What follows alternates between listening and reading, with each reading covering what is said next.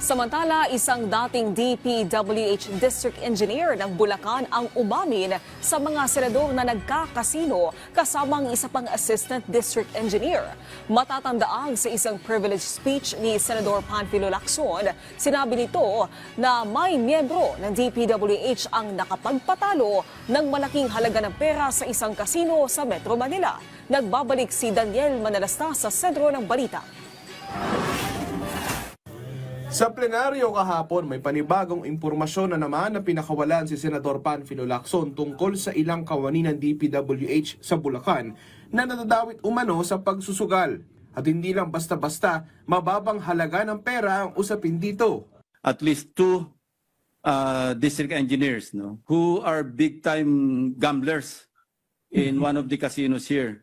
And the two of them, as per my information, used aliases.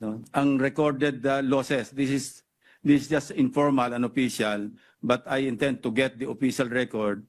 Yung isa po natalo ng 300 million, yung isa more than 300 million.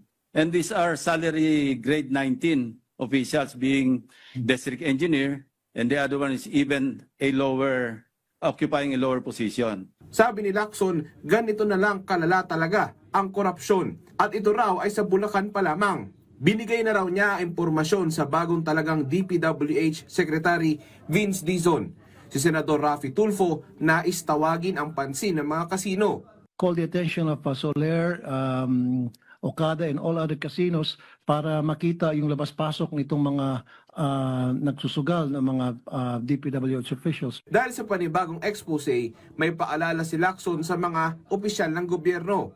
Na pinagbabawal na mahigpit ang paglalaro sa kasino ng lahat ng government officials. There's this Memorandum Circular number 6. Dumalo kahapon sa pagdinig ng Senate Blue Ribbon Committee ang dating DPWH District Engineer ng Bulacan na si Henry Alcantara.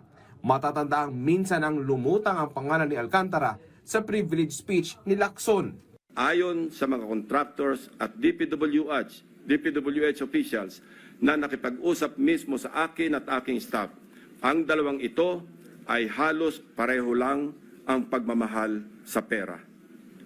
Napabalita pa nga kamakailan na ang isa sa kanila ay nakakapagpatalo ng 100 milyon sa isang kasino dito sa Metro Manila. Dahil dyan, pinaamin siya ng mga senador.